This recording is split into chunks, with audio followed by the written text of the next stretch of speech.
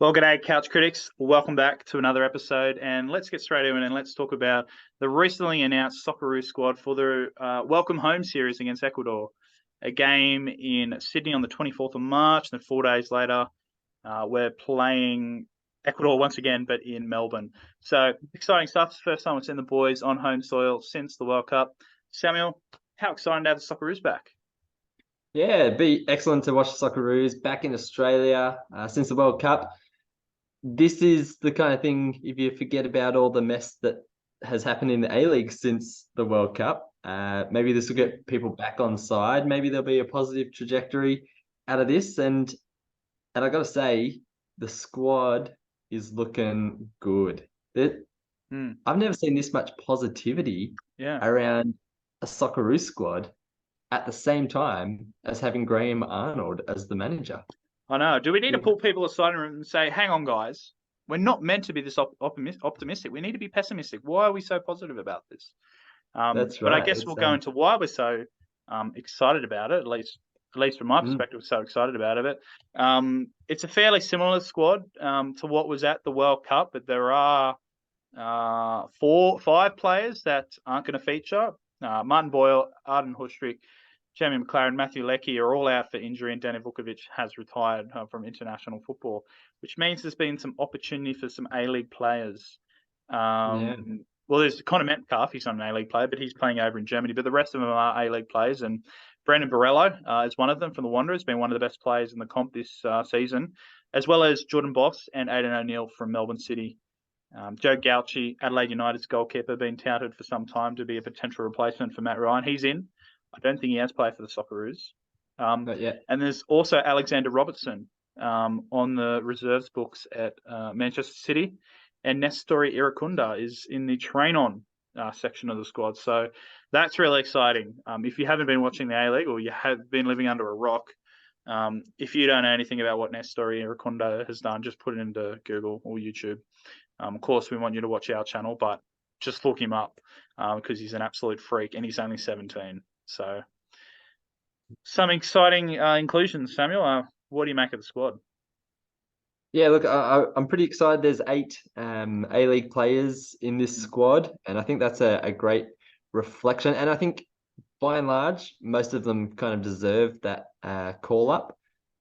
Obviously, it's aimed at trying to keep as much of the squad that actually represented at the World Cup. It is kind of a welcome home game, and so it is disappointing that a couple of the players are injured and won't be able to play. Obviously, with Vukovic retiring as well, that opens up a spot. If you're going purely off league form, you'd have to say Andrew Redmayne probably shouldn't be there. He's not been in the best of form for Sydney FC, but it's really exciting to see Joe Gauci in. I think he's been deserving of one for a long time, and I think now Vukovic is gone, and now that we've kind of established Lengarak is never going to play for the Socceroos, I think he's the natural kind of next step there. So that's really exciting to see. Yeah. I've made no. I haven't hit it that I don't think Redmayne. Well, he did a fantastic job against Peru. Still probably shouldn't have been in the squad when we beat Peru, and probably still shouldn't be in the squad. I think Joe Gauci and Lawrence Thomas probably should be the guys in the squad. But I understand, he wants. This is the way Graham Arnold wants to do it. It's kind of a celebration of those World Cup guys. I don't think you should ever be picked in a squad based on what you did 3-4 months ago. I think it should be the best players available. It's also two friendly matches, so. I'm not too annoyed, but I am kind of a bit. I think we should be picking our best players, but still, I think Andrew Redmayne for me is probably the only one that jumps out at me that doesn't deserve to be in the squad. But the rest of them, you can make your arguments that they should. Go on. I think you were going to say something. You were going through the rest of the squad there. Well, I think there's some really exciting young players that are coming into this squad, and I think this is because it is a friendly. I think you've got this opportunity to welcome home the Socceroos, but also to give some of these guys an opportunity. So I think really exciting. Jordy Boss has just been killing it in the A-League. He is a really exciting talent and maybe doesn't get the hype of somebody like a Nestori Iracunda, who we'll get onto in a moment, or maybe like a Marco Tilio, because he's not a striker. So he's not scoring goals all that often, but he actually did score a banger against Perth a couple of weeks ago. He just looks like a really level-headed young player, and so I'm really excited to see him in. Of course, Alexander Robertson is another kind of young player. Not too much is really known about him, but we know that he's obviously impressing at Man City at the moment because he's been named in their matchday squad. Hasn't made it onto the pitch yet for the first team, but he's been named in the squad a few times, which means Pep has seen him, likes what he sees, and is, rewarding him somewhat. So really interesting to see him part of the squad. And he's somebody that has the opportunity to play for lots of different countries. I think Scotland, England, Chile, and Australia. No, Peru. His mother's Peruvian. So that he's got other options. Really cool to see him kind of head towards the squad. The rest, the players who played at the World Cup, they make sense. Obviously, Garang Kuol's in there as well, which is exciting to see him continue, and hopefully we get to see a bit more of him than we get to see of him at Hearts. Yeah, and hopefully we can play him in better positions than Hearts do as well. Maybe passing the ball. No offense to Hearts, but there's my Garang Kuol kit. Can't really see it that well from my angle, but yeah. Yeah, I think. Look, I'm excited. I think Ecuador didn't have the best World Cup. They struggled. They didn't make it out of their group. So they beat Qatar, but Bathurst Athletic fourth grade could beat Qatar the way they played. So nothing to run. Yeah, it'll be an interesting match. I think it's not going to be. We're definitely not going to just walk it. I think it will actually has the chance of being a really competitive friendly and something really exciting to watch. And because there's two games, I hope both teams kind of go for it. And I think that's where our youngsters they'll be hungry to make an impression. I think very much like Garang Kuol in the All-Stars match, he was just hungry to be in the spotlight. And I think some of these guys are going to take this opportunity and run with it. And that's what I'm most excited for to watch. Yeah, for sure. And I felt like we played New Zealand in those two games before the World Cup. I feel like we took it a bit too lightly. We experimented probably a bit too much. And I really hope against Ecuador we really go for it because they are friendlies, but I'd like us to beat a decent South American team because it's a lot better to beat a decent South American team than beat New Zealand. No offense to our friends across the ditch. And I think with that as well, like the games against New Zealand, we're going into a World Cup. We don't really want to give away too much. Tactically, we don't want to give away too much physically as well. We don't want players spent before getting to the World Cup. Yeah. This side of things, it's kind of an international break in the middle of nowhere. Yes, we've got an Asian Cup coming up, and so it would be really bad to see players injured before that. But there's a bit more freedom to kind of let the players loose a little, and particularly being on home soil as well. There's no heat to deal with. It gets a bit humid in Sydney here and there, but it's going to be about? It's like 38, 39 this Sunday, but hopefully it's not that hot by then. I think it'll be okay for a nighttime match.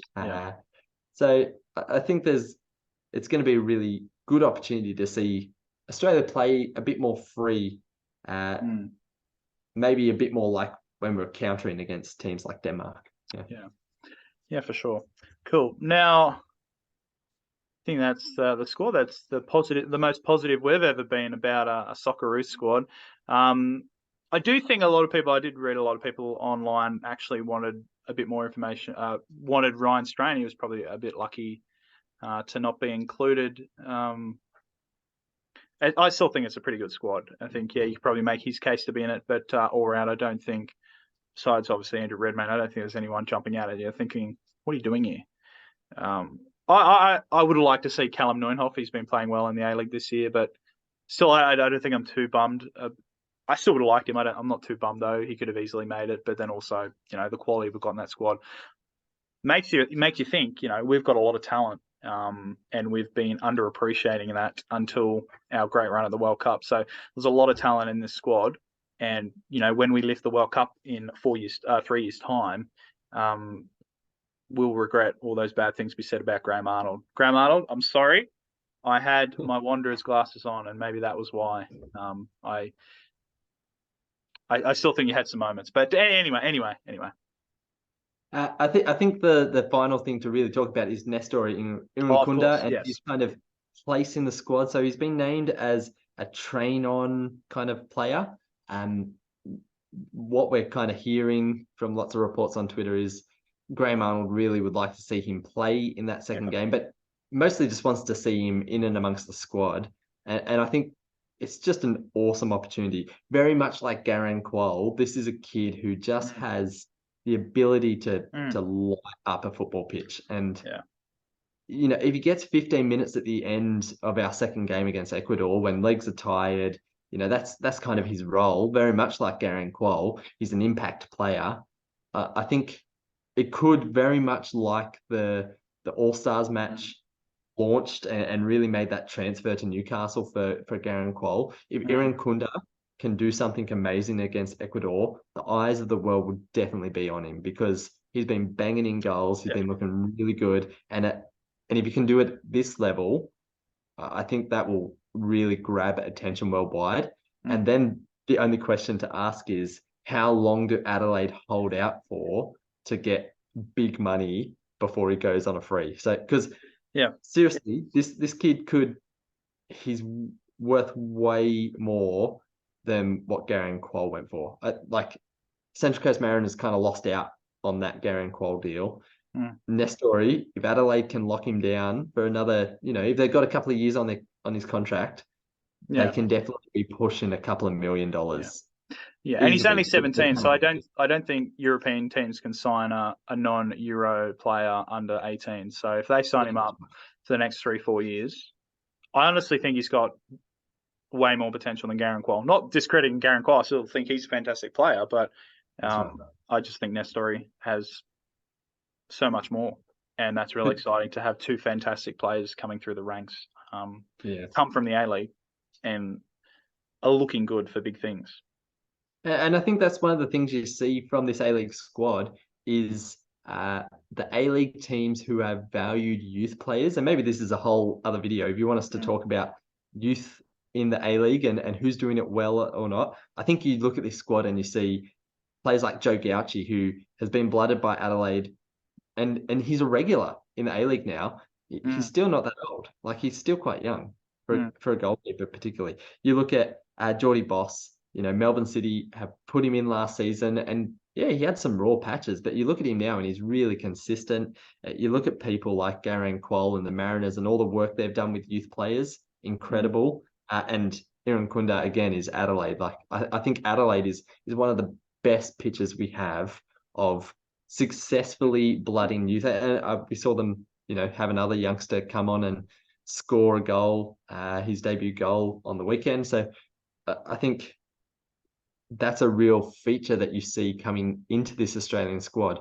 The future can look bright. And with things like the National Second Division kind of coming together, the game minutes, serious competitive minutes against adults for young players is going to grow, and that can only be good for the A-League, for the Socceroos. So, it's fantastic to see.